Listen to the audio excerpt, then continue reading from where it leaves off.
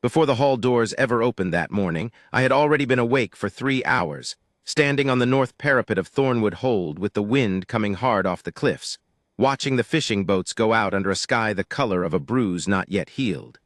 I did this most mornings.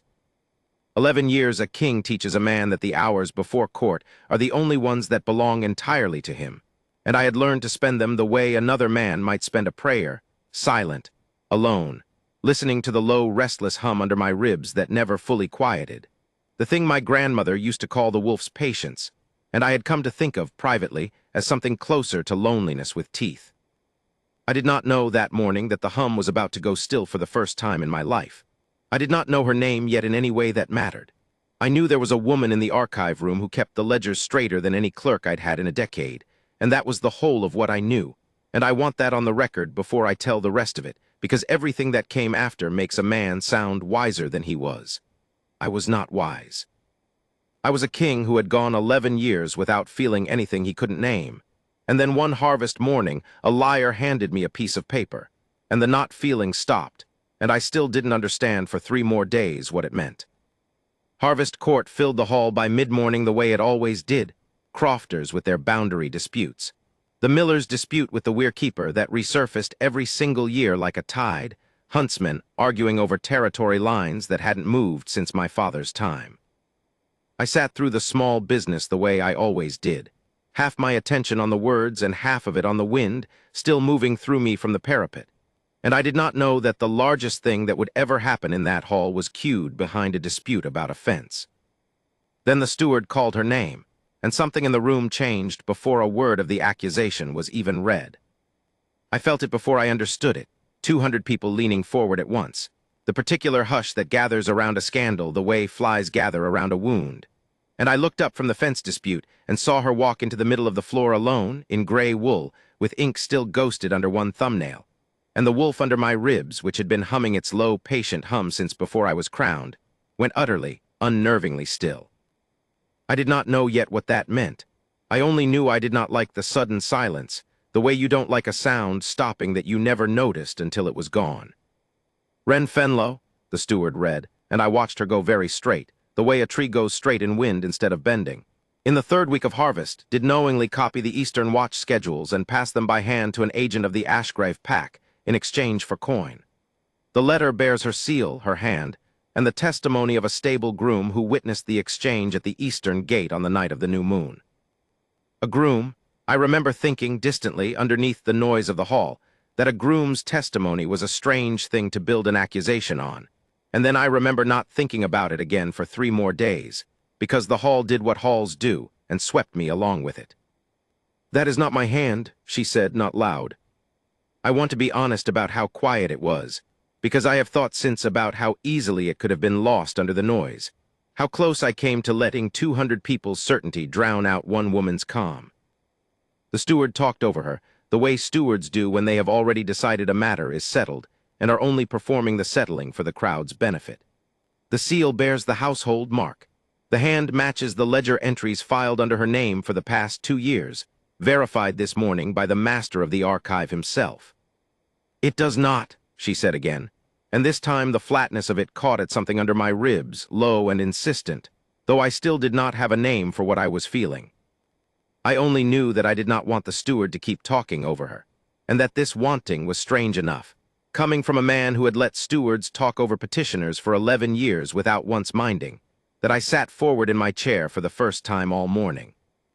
I looked at the crowd instead of at her for a moment, and understood something about how this had happened before I understood anything about whether it was true.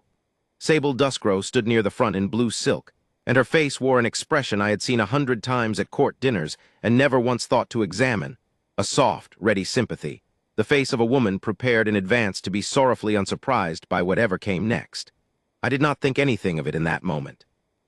I filed it away the way a man files away a smell he can't place yet, and turned my attention back to the middle of the floor, where Wren Fenlow stood with her hands, folded so tightly the knuckles had gone the color of the letter itself.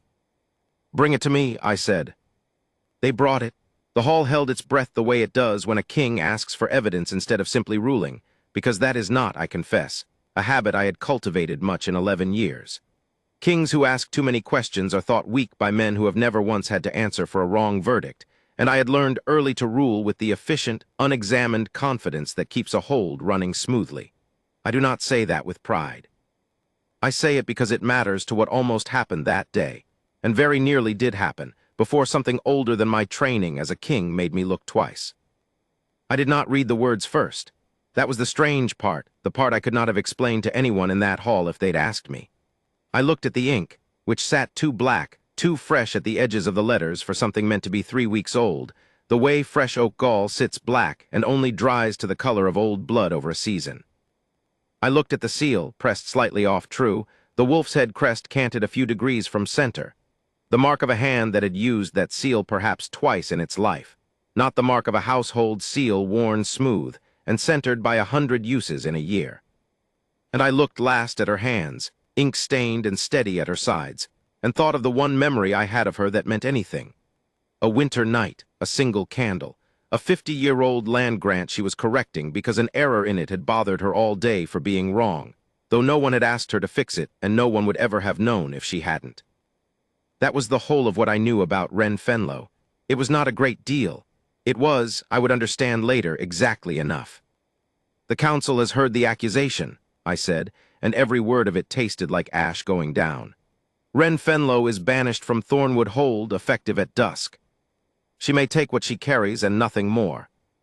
I have turned that sentence over more times than I can count since, trying to understand why I said it when the wolf under my ribs had already gone silent in a way that meant something, when every instinct I owned was telling me the paper in my hand was wrong even before my mind had caught up enough to say why. The truth, unflattering as it is that I did not yet trust instinct over evidence. A king who overturns a sealed accusation, backed by a witness and a seal and a matched hand, on a feeling alone in front of 200 people, teaches every liar in his hold that his feeling, easily manufactured, easily performed, is all it will ever take to win. I believed that. I still believe it mostly. I only wish I had found a way to believe it that did not cost her 3 days on a cliff road, and a night sleeping in a stranger's shed, before I found the courage to act on what I already knew. She did not cry. I want that recorded plainly because I have heard the story told since, by people who were not in that hall, as though she wept and begged and was dragged out weeping. She did none of that. She looked at me once for a long moment that emptied the hall of every other sound in it, and there was no pleading in it at all.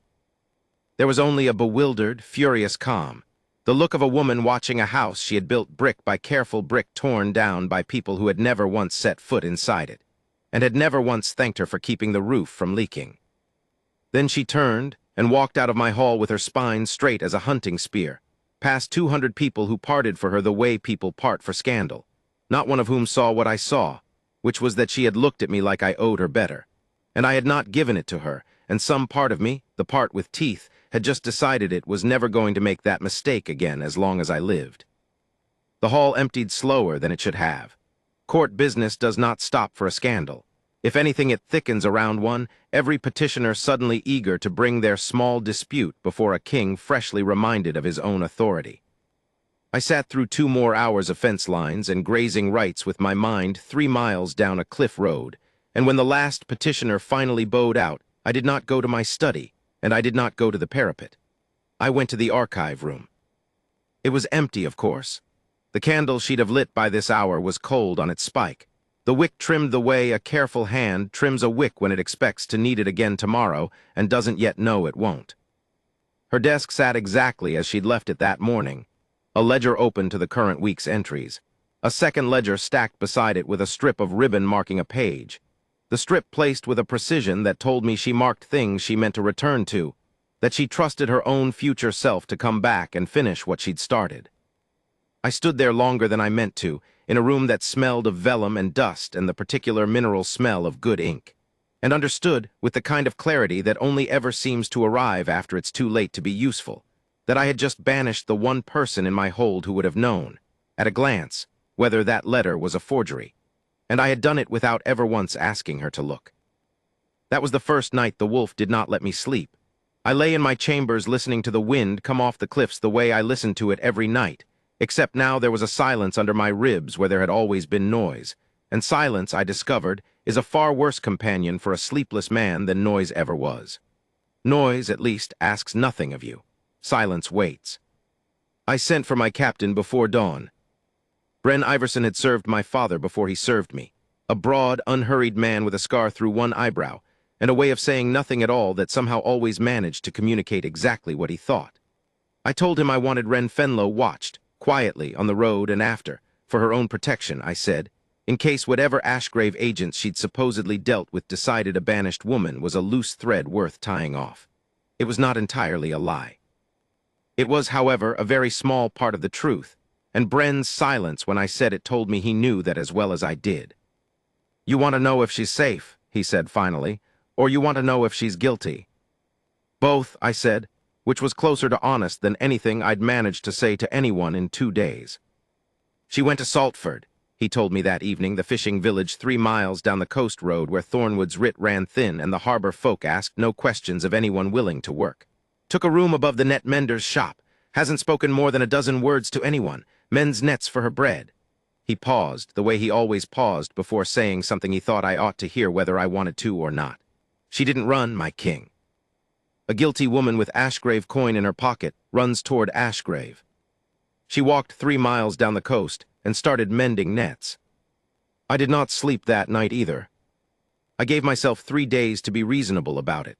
I want that understood because everything that followed could sound, told wrong, like the actions of a man who had already decided the truth and was only hunting for evidence to match it. That was not, I have made myself examine this more than once, quite what happened, though I understand why it might look that way from outside. What happened was closer to this. I could not sleep, and a man who cannot sleep eventually stops trying and does something with the hours instead. And the something I did was pull 2 years of Ren Fenlo's ledger work from the archive shelves under the pretense of a routine inventory, and lay it beside the letter that had ended her place in my hold, and simply look. Her hand was small and even, patient in a way that told a story before I ever read a word of the story it was telling.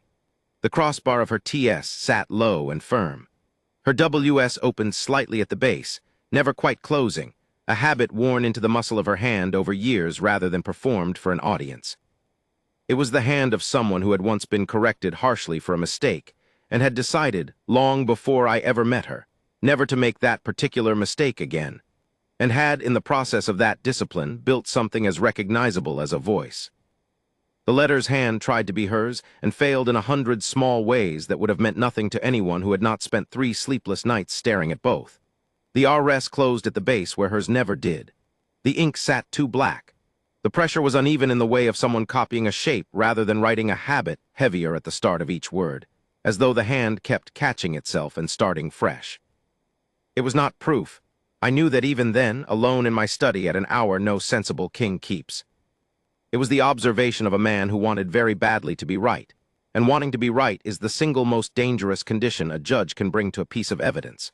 I made myself set it aside for a full day rather than act on it, and spent that day the way I spent every day that harvest, hearing petitioners, riding the eastern boundary with my huntsmen, sitting through a supper with Sable Duskrow's family that I would later understand very differently than I understood it at the time. She sat beside me at that supper, as she often did, in a dress the color of a cauldrous dusk, and asked me, lightly, the way she always asked things, as though the answer mattered to her only in the way that weather matters pleasantly without urgency, whether the archive business had been settled to my satisfaction. "It has been settled," I said. "Whether to my satisfaction is a different question." Something crossed her face then, quick as a fish under water, gone before I could name it. I did not think anything of it that night. I have thought of little else since. On the second day, going back through the archive shelves with a thoroughness I had never once bothered with as a king who trusted his stewards to manage such things, I found it. A supply ledger, mundane as bread, account of the Eastern Granary's autumn stores, the sort of record that no one reads twice in a decade. And in the margin, 6 words crossed through and rewritten, in a hand that made my whole chest go cold in a way that had nothing to do with the wolf. The same closed RS, the same 2 even WS. A small correction, the kind anyone makes when their pen slips, left carelessly on a page that had nothing to do with anything, by someone who had clearly sat at that desk after hours, practicing a hand not their own from a sample close enough at reach to copy from. and had made the ordinary human mistake of correcting their own error on the nearest available scrap of paper, without once considering that the nearest available scrap of paper lived in an archive room kept by the very woman she was forging. I knew that hand. I had seen it dozens of times over the past year, in letters left in my chambers with increasing and increasingly pointed frequency. Invitations to ride, invitations to hunt, a note about a gown she thought I might like to see her in at the winter feast, each one signed with the same careful, over-practiced flourish under a name I had never once thought to suspect of anything worse than ambition. Sable Duskrow. I sat with that knowledge for the length of an entire night, turning it over the way a man turns over a stone he suspects has something dangerous underneath it. My mother's cousin's line. Raised since girlhood, by her own mother's account more than once repeated at feasts, to expect the seat beside my throne as something closer to inheritance than courtship. A birthright interrupted only by my own persistent, unexplained failure to notice what everyone assured her was obvious. I did not confront her. I want to be honest that this was not entirely restraint on my part, though I have let people believe it was since. It was also fear. The particular fear of a king who has just realized he came within a hall's breadth of exiling an innocent woman on the word of someone he had shared 100 suppers with, and never once truly looked at, and who understood, with a cold clarity that kept me awake a fourth night running, that a single careless margin note and a feeling under his ribs would not survive a second telling in front of 200 witnesses who had already watched him rule once. I needed more, and I knew with the same clarity exactly where to find it, 3 miles down a coast road, above a net mender's shop, in the raw, salt-stung hands of the one woman in my hold who could look at forged ink and tell me with certainty exactly how it had lied. I rode down alone, at dusk, on the 4th day, in a plain wool cloak that hid the crest at my collar, telling no one but Bren where I was going and swearing him to a silence he gave without argument, which told me more about what he'd already guessed than anything he might have said aloud. Saltford in the last light of a harvest evening smelled of tar and drying kelp and wood smoke, low stone houses hunched against the wind, boats drawn up on the shingle with their nets spread to dry across the rocks like something shed.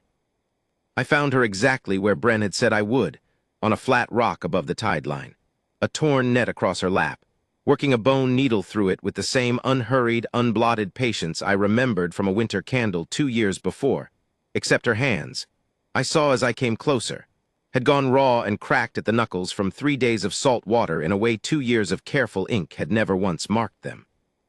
She saw me before I spoke, which did not surprise me. I have never once managed to arrive anywhere unnoticed by her before or since.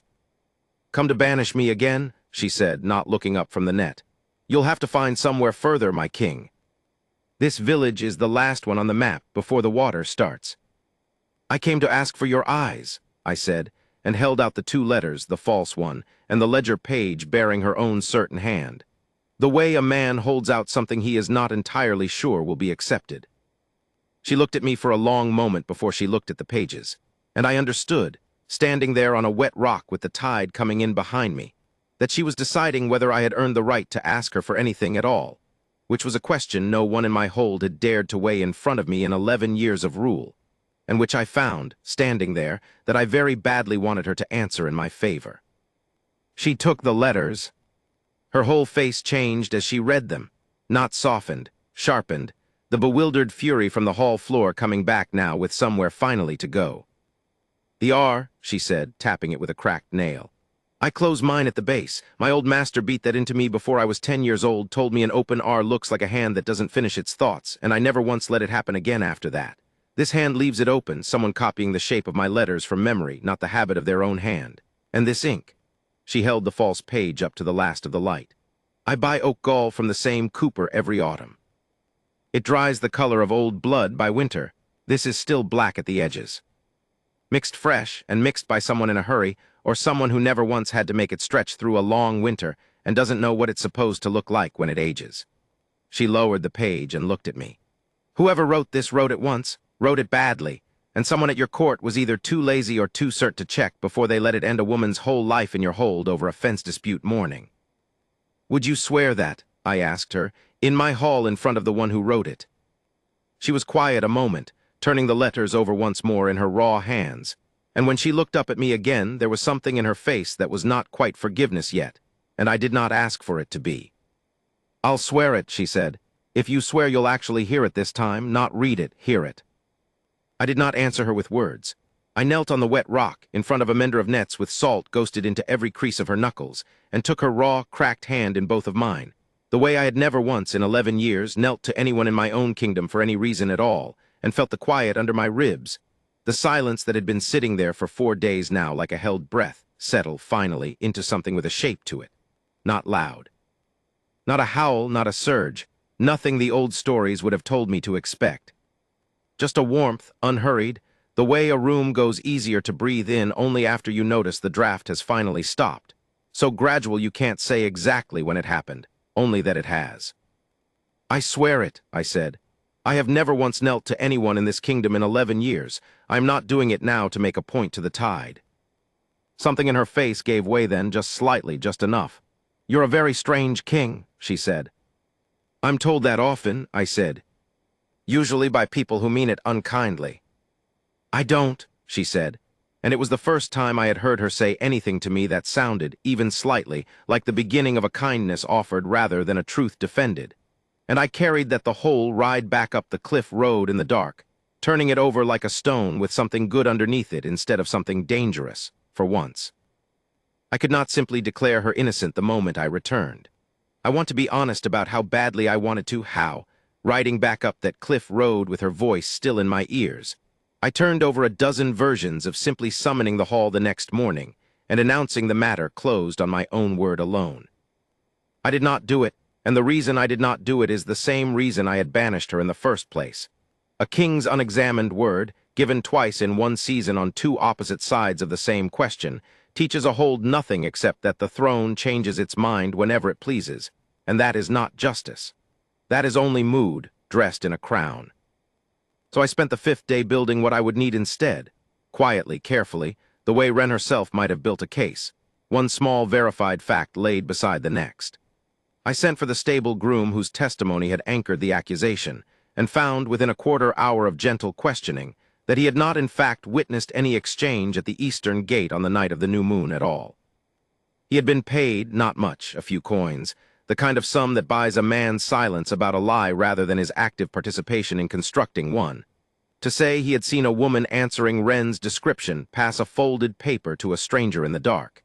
He had never been told whose paper it was, or what it contained, or why. He had simply been told there would be coin in it if he swore to seeing a shape in shadow, and a groom who mucks stalls for his bread does not, as a rule, ask too many questions of a highborn hand offering coin. "Whose hand paid you?" I asked him, and watched him go the color of old milk. "I don't, my king. I never saw a face clear. It was dark, I only." "Whose hand," I said again, quieter, which frightened him more than shouting would have, "gave you the coin?" It took him the better part of an hour, and the promise that honesty now would cost him far less than silence would, before he finally said the name in a whisper, as though saying it any louder might summon its owner directly into the room. "Sable Duskrow's maid. Not Sable herself, she was too careful for that, I would come to understand, too practiced in the particular cowardice of noblewomen who arrange ruin at a comfortable distance and let other hands carry it the last few feet. But the maid answered to no one else in the hold, and a maid does not act on her own initiative in a matter of state accusation without her mistress's word behind it. I found the seal wax next, a half-used stick of it, the same faint red gold as the crest that had been pressed off-center onto the false letter, tucked in a writing box in Sable's own chambers, which I searched myself, alone, at an hour when I knew she would be at her family's supper table 3 halls away, telling myself the whole time that a king who searches a cousin's chambers without her knowledge has crossed some line he cannot easily uncross, and doing it anyway. Because the alternative was letting a woman who had already ruined one innocent life go untouched for want of a king's discomfort. By the 6th day I had the wax, the maid's confession, given more readily than the groom's, once she understood her mistress had left her exposed to carry the risk alone, the ledger's careless margin note, and Wren's own patient, precise account of exactly how the forgery betrayed itself, given not in the hall this time, but in a quiet room in the hold where I had asked her to return, under guard for her own safety, 3 days before the court I meant to call. She had not wanted to come back, I want that said plainly, because it would be easy to tell this story as though she simply waited, gratefully, for a king to fix what he had broken. She did not wait gratefully. She came back angry, a controlled, precise anger that never once raised its voice. The same anger she had carried out of my hall on her own 2 feet. And she told me, sitting across a table from me in a borrowed room with her ink-stained, still-healing hands folded in front of her, exactly what those 3 days and nights in Saltford had cost her. "I have kept that archive in order for 2 years," she said. "I have never once made an error I did not correct within the hour of finding it. I have never asked for thanks, and I have never expected it, because that is not why I do the work carefully. I do it carefully because sloppiness costs someone, somewhere down the line, and I have never wanted to be the reason it cost them." And in one morning, on the word of a groom who never even saw my face clearly and a letter that misspells my own handwriting in 6 different ways, 200 people who have watched me work for 2 years decided, without a single one of them asking to see my hand beside the false one first, that I was a traitor. Her voice did not rise. It only went very slightly colder. "You decided that too, my king. I would like you to remember that part honestly, whatever happens on the 7th day." I did remember it. I remember it still, and I have never once let myself soften it into something gentler than it was in the retelling, because she was right to ask that of me. And a king who cannot bear to hear the truth of his own failure plainly stated has no business calling himself just. "I will not ask you to forgive that in a week," I told her. "I am only asking you to stand in that hall one more time, not as the accused, but as the one person capable of proving beyond doubt what was done to you, so that no one who watched you walk out in silence has any excuse left to doubt you when you walk back in." She studied me for a long moment, the same weighing look she had given me on the rock above the tide line, deciding, I understood, not whether I deserved forgiveness. That was not on offer yet, and I had not asked for it, but whether I deserved to be trusted with one more chance to do right by her in public, the way I had failed to do the first time. "Once more," she said finally, "and this time, my king, you will let me speak first." Harvest Court convened again on the 7th day, and word had gone through the hold in the way word always does, not the truth of it, not yet, but the shape of a rumor, the sense that something large was coming, so that the hall was fuller than it had been even for the original accusation, packed shoulder to shoulder with crofters and huntsmen and kitchen girls, and near the front, in blue silk the color of dusk, sable duskrow, her face arranged into the same soft. Ready sympathy I had once mistaken for kindness, and now understood, watching her from across the hall, to be nothing but a mask worn so long she had likely forgotten there was a face underneath it. I did not let the steward speak first. I stood in the middle of the floor myself, which no one in that hall had ever once seen me do. A king does not stand among his petitioners. A king sits above them and rules from a height, and I understood, choosing to stand there instead, that I was telling every person in that room something before I said a single word. That whatever came next, I did not intend to speak down to it. Wren stood beside me. Not behind, not in the accused circle on the floor where she had stood 7 days before. At my right hand, in gray wool, her chin level, her eyes on the crowd rather than on me, because she had told me on the ride up from Saltford that she would not be paraded like a returned prize, only heard like a witness who had earned the floor. And I had found, listening to her say it, that I did not want to argue with her about anything ever again for as long as I lived. 7 days ago, I said, and let the words carry to the rafters the way the stewards had.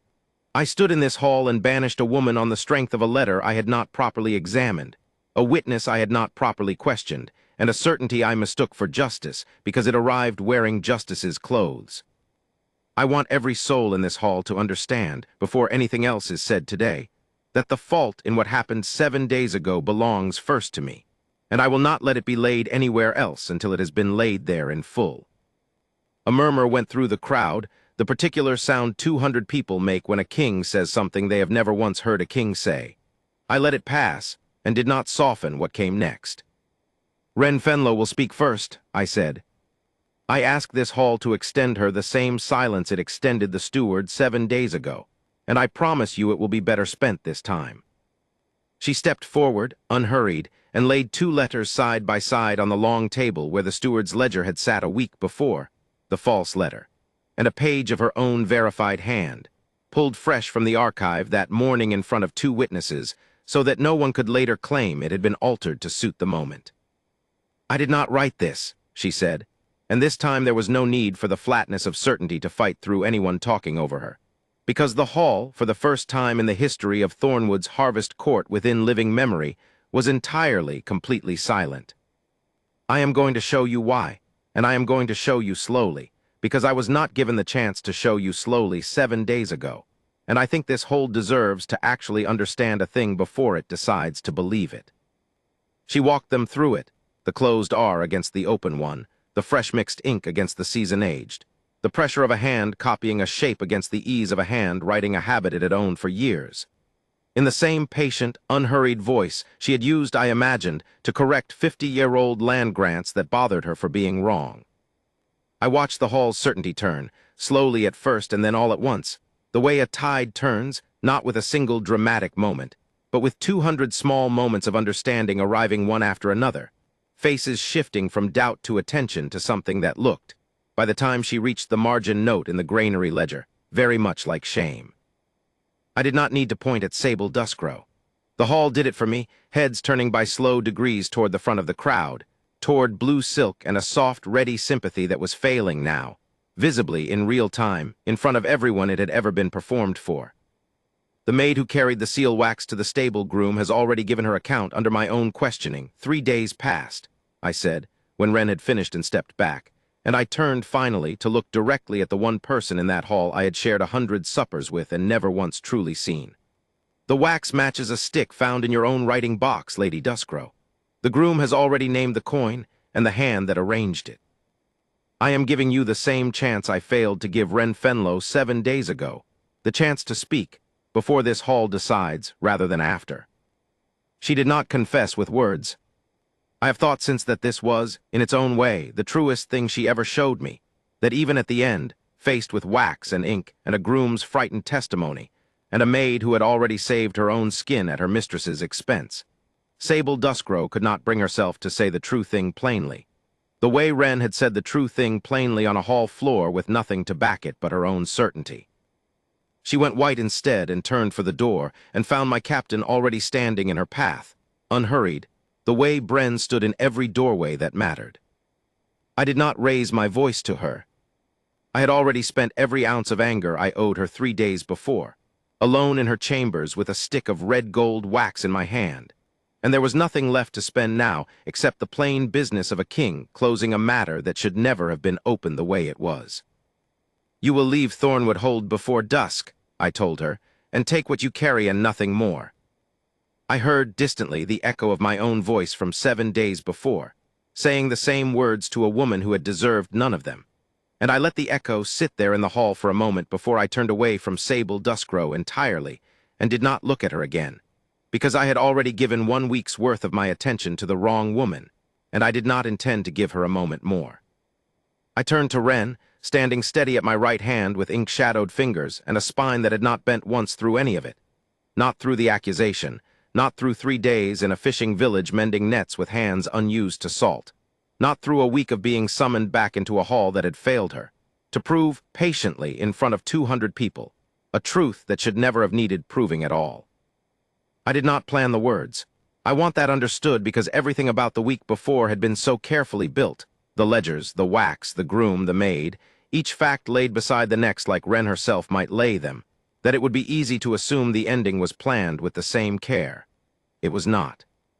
It arrived the way the silence under my ribs had first arrived, 7 days before, without my choosing it, simply present, simply true, the moment I let myself stop calculating what a king ought to say, and said instead what the wolf under my ribs had been trying to tell me since the first moment it went quiet. "I am asking Wren Fenlo to stand beside me as my mate," I said.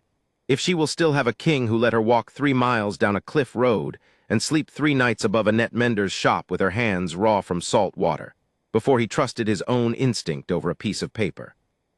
The hall went silent again, differently this time. Not the silence of shock, but the particular held breath of 200 people watching something they will tell their grandchildren about, whichever way it goes. She was quiet long enough that the old fear rose in me, the fear that has nothing to do with kingdoms or courts or the correct handling of forged evidence. The plain, unroyal fear of a man who has waited too long to say a true thing and is no longer certain the waiting can be undone by finally saying it. "I kept every page in that archive in order for 2 years," she said finally, her voice carrying to the rafters the way mine had, though her eyes stayed only on me, as if the rest of the hall had simply ceased to exist for the length of her answer. "Nobody ever once thanked me for it, and I never asked them to. I did it because sloppiness cost someone, somewhere down the line, and I never wanted to be the reason it cost them." Her hand, when she reached for mine, was still rough with salt, still healing from 3 days of a life she had not chosen and had endured with a straight spine anyway. "I needed one person one time to look at the evidence instead of the easy story before it cost me everything instead of just 3 days. You did that. Eventually." A small, unhurried pause, the kind she gave everything, even this. "Eventually will have to be enough of a beginning, my king. I find I am not interested in spending the rest of my life measuring you against the man who was too slow the first time. If the man standing in front of me now is willing to keep being this one instead." "I am," I said, and meant it more completely than I have ever meant anything spoken in that hall in 11 years of rule. For as long as there is a Thornwood hold left standing to rule. I do not remember, precisely, the sound the hall made after that. Whether it was applause or simply the great collective exhale of 200 people who had spent a week uncertain how the story would end, and were relieved, finally, to find it ended the way the better stories do. I remember only her hand in mine, rough and certain, and the quiet under my ribs settling at last into something with no silence left in it at all.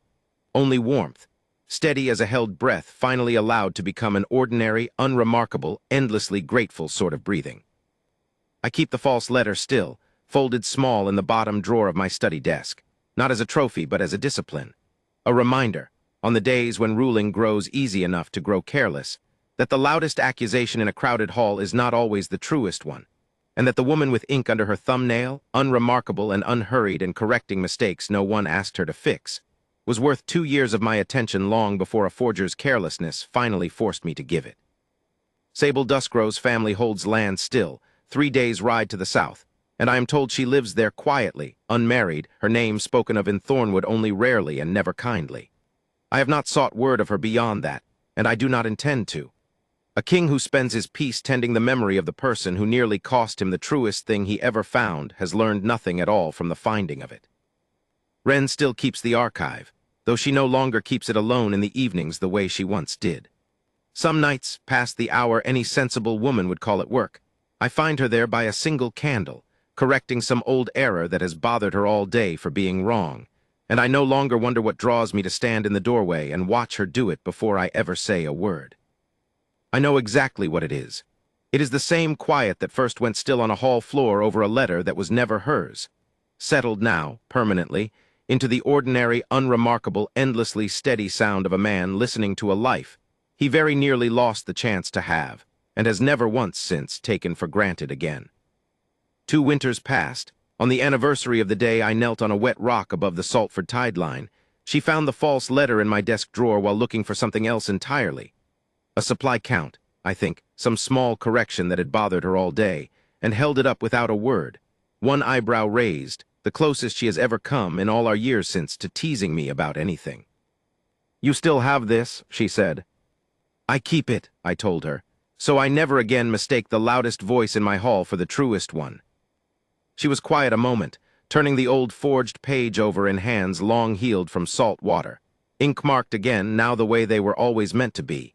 And then she set it back exactly where she'd found it, unhurried, precise, the way she settles everything. "Good," she said. "Keep it, then, but move it to the top drawer. That one sticks, and I'd rather not lose the only piece of evidence that ever proved a king could be taught something."